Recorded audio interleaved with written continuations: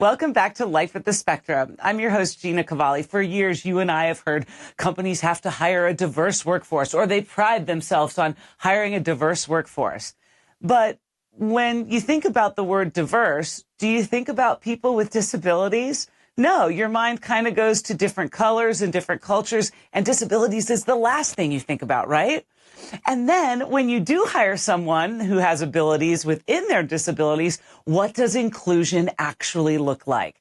It can look different from company to recreational departments to, our law enforcement. And everybody deserves the right to be included. Please welcome on the show today, Lisa Drennan. She is the CEO of Merge Inclusion Consulting, and she gets it. Hi, Lisa. How you doing? Hi, Gina. Good day to you. How are you? I'm so good. Thanks for being on the show. How did you come up with the idea of Merge Inclusion Consulting? Oh, that's a great question. Well, I think I have to go back to my roots, and I had worked in the field of supporting folks with developmental intellectual disabilities for 30 years, and then moved to my local YMCA, became the director of inclusion, and that was a huge eye-opener for me because now I'm seeing how important it is to change the minds and the ideas of community organizations for inclusion to really happen. So through my time at working at the YMCA as an association director of inclusion, I ended up thinking, wow, there's Ys across the country that could use my kind of expertise and experience. So that's what made me start Merge. So you kind of merged everything you were doing and had done before together. And now what is your sole focus? Mostly I work with YMCAs, camps, town recs, but also other entities in our community like libraries or faith communities or even first responders. So basically, how I put it is that anyone who works with the general population, our community, can benefit from inclusion, training, and support. And what do you think is the breakdown between how many people you're working with, like between the organizations like the Y and the Boys and Girls Club, and then really human service agencies like you just mentioned, the first responders, because that's a big one. I know here in Atlanta, we have had on the news people going in to talk to the officers about autism and what that looks like if they were to pull someone on the spectrum over. And, one officer told me we got really a day, and I think we could have used a couple of more days of training on this. So, with Merge Inclusion Consulting, is that something what's the breakdown as far as who you're helping here? Yeah, so primarily I'm working around the recreation and enrichment type of programs, but then also as needed when a community member hears what I do and say, can you work with blank? Can you work with our local, first responders, right? So, and then I would respond that way, but it's most likely going to start in some type of recreation or community programming. That's where I start. But I also go back to my roots and I work with agencies that support folks who are neurodivergent or have disabilities. And I go in to teach their staff, people who identify, right, as being neurodivergent or having a disability and or family members on how to access the community effectively. So I kind of think of it both sides of the bridge, right? Here folks who are looking to be included, and then those community organizations that could do better in including folks in. What are the 6 principles of inclusion, Lisa? Yeah, no, so this is wonderful, wonderful that I can share this with you because this is the pillar. I start every training with sharing with an audience the 6 principles because they basically share what inclusion is and making sure we know what inclusion isn't, which is just as important. So the first one is organizational commitment, right? And what that means is that every person in an organization, not just an assigned person or someone that is good with this population, but literally every person from the top, an executive director, all the way down to the boots on the ground staff. Everybody's on board with inclusion and learns inclusion practices and principles. And then that brings us to meaningful participation, that we're looking whether somebody is a community member accessing programs or as an employee, right? That they are meaningfully part of a team, a group, an activity. And then how we do this is through meeting people where they're at, right? We've heard that saying, but what that means to me is that we are okay with, and not only are we okay with, we seek to make accommodations and modifications, just normalize that process, right? And when somebody's applying for a job or wants to be part of a yoga class or be a volunteer on a 5K committee, right? We normalize the aspect of asking for accommodations or modifications.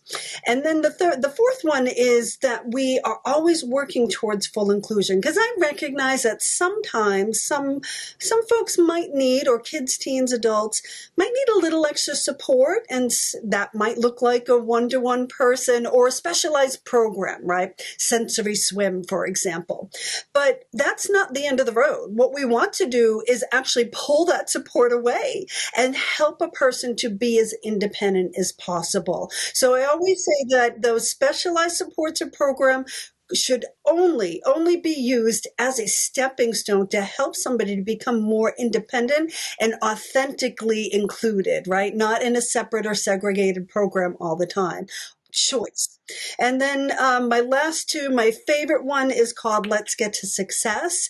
And this is our mindset, right? This is a change in our perspective or approach. And instead of saying, no, we can't do this, we don't know how to work with folks who are on the spectrum or have other disabilities. No, we can. Let me tell you the reasons why we can't do this. What I want somebody to do instead is to just take a deep breath and have this approach.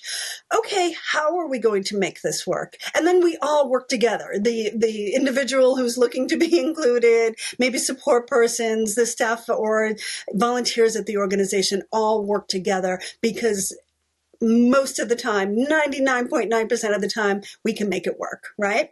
And then finally, everybody has a right to belong. That's just the core. If we just start there, everyone has a right to be welcomed and to be engaged and supported. And to meaningfully, and that's like a key word for me, meaningfully participate in offerings with their neurotypical peers. Lisa, you're schooling me today on the world of inclusion. With me today, Lisa Drennan, the CEO of Merge Inclusion Consulting. When we get back, we're going to find out what the companies are getting right, what they're getting wrong, and maybe I can get a little training right here on the spot. Stay with me.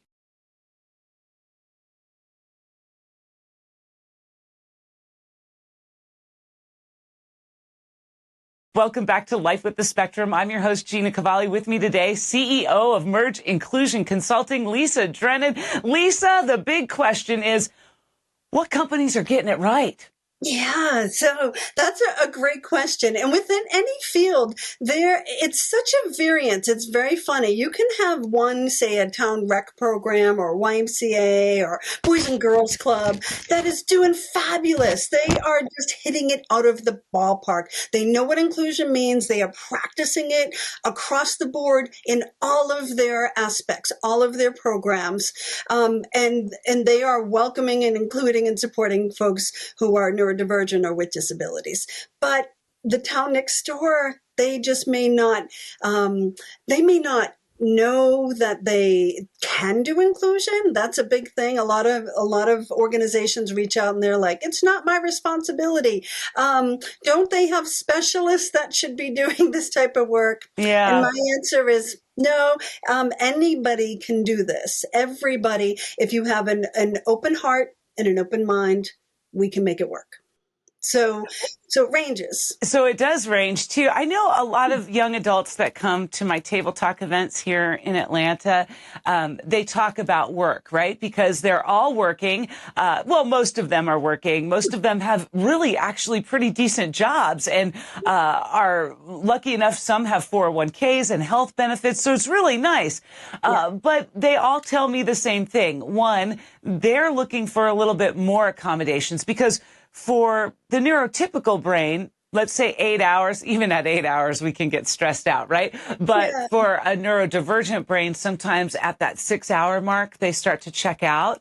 And they're like, we just wish that there were some sort of accommodation that we still want to work full time. We still want those benefits. We still, if that means adding an additional day of the week to us for working, but at 6 hours, we have to clock out. We have to go home. I mean, Absolutely. so inclusion, like in that respect, I mean, are you teaching maybe companies like, hey, we might have to go, the days you can add an extra day to their calendar, but the hours need to kind of be reduced? Yeah, no, absolutely. And that's when I work with an organization, whether it's for the program participants or as employees, one thing that I say, we have to be flexible. Inclusion takes us having flexible minds, not being rigid and not ever hearing these words. This is the way we've always done it, right? Because we know that doesn't work for inclusion. We need to think differently and make accommodations. And the end result is a better employee if we do that, right? So, And a making happy employee. You a want a happy happy employee. employee, right? Absolutely. I was doing a training yesterday and I was, asked folks that, who were in the room, what are the words that come to mind when you think about a person who has autism? Okay. And then, everything came up from being distracted and not being able to focus and all these words. And then I shot out 20 different adjectives that describe the values and the strengths also, right? That could describe somebody who is on the spectrum. And it was everything from being creative, right, to being very attentive and all these other words that were positive. And I think that's one thing that a company should really focus on, not being deficit focused, but being strengths focused. And once we do that and we focus on somebody's values, we would realize that it makes sense to, give, 5-minute sensory break or stretch break every 2 hours. That would be okay. You're going to have a better employee. You're going to have a stronger employee that's perhaps, one of your top employees now because you're making accommodations. And the idea is to think about, what are the strengths that somebody brings to the table and how do we enhance that and give them the opportunities to So be. train me in 1 minute or less. Train me on something as quick as you can in 1 minute or less. What am I getting trained on? Okay. Here's a quick one that I like to say, and I've been sharing a lot lately, that if you think of it this way, inclusion can only happen by the general community. It cannot happen by, a person who is neurodivergent or is on the spectrum, their family members or their support agencies, right? It can only happen by a, work environment or community entity. So, that would be number one. And the next thing that I'd like to squeeze in here is thinking about belonging. It isn't just about, sure, you can work at our organization or you can come and take our class, right, or be part of our team, but how do we create spaces where somebody really belongs? And I think that comes down to going back to the values, right? What is somebody's strengths? What are they great at? And raise those up because then they're a valued member of the team. And you do want to feel that value for sure. Yeah. And the opportunity to make a friend and be invited out or understand like, oh, you're also a musician. Hey, did you meet Jack yesterday? He was here. He's a musician. He's looking for a band member, right? So then you can help to make connections and help someone to, hopefully enhance their work experience by having a social connection as well. Lisa, I know you travel all over the country and train folks. About how much is a company or an organization looking to spend when it comes to training? Yeah, no, and I work with a lot of nonprofits, right? So Sure. certainly, not in the budget or whatever, but we get very creative in looking at avenues to help set off the cost of a training or having me come out. But, I have organizations that, spend anywhere from $3,000 up to $10,000, depending on the, scope of the project for me to come out and who they're reaching and the depth of the supports that they're getting. It can be a training, but then also For example, for camps, I make inclusion binders so that each camp group has all the steps that they need in order to be inclusive, or create sensory kits for our kiddos that might need those with directions. So it can really depend on the depth of the consulting and training that an organization would want. And where can people find you? Oh, yeah, absolutely. So I think just reach out to me, Lisa Drennan at mergeconsulting.org. That's the best way. Shoot me an email. And then also, if you pop onto my website, you can then connect and learn about my trainings. You can go to my link tree, and that has other articles, podcasts, resources there. So my website is www.mergeconsulting.org. Lisa Drennan, thank you so much for being here today. I appreciate your time, and I learned something today for sure about inclusion. Oh, great. Oh, that's wonderful. Thank you, Gina, for having me and being able to share about this. When I was working for an actual employer, I kind of felt like I wasn't always included, right? And I'm neurotypical, but I didn't feel like I was working in an inclusive environment.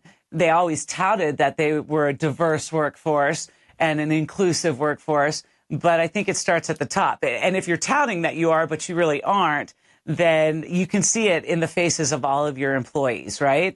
And then for that person who is neurodivergent, signing on to get their job and, their first day, and they see other employees snickering about them or talking about them, how good do you think that makes that person feel? Everybody has feelings. And so I appreciate what Lisa and Merge Inclusion Consulting is trying to do by teaching people how to be more inclusive, because just to say it doesn't mean you're doing it, right? You got to walk the walk. So I appreciate Lisa going out there and working with companies and first responders and law enforcement and even recreational, like YMCAs and Boys and Girls Clubs and camps alike. It's important to take and learn those steps so that we can all be happy with where we're at in our jobs. And because we're happy, that means we're going to be more productive, right? So it's kind of a no-brainer. I appreciate you checking in with Life with the Spectrum each and every week. We're trying to bring you the latest information, not just in the world of autism, but in the world of disabilities in general. And so wherever you live, if you know someone who's making a difference there, doing just that, then I want to talk to him. So put me in touch. You can reach out to me, Gina at gcast.com. That's GKASTS.com. You can find Life with the Spectrum on Facebook and as well as on that website. So please reach out and let me know so we can book them for a future episode. As we continue to live this crazy journey called life, I appreciate you checking out Life with the Spectrum. See ya.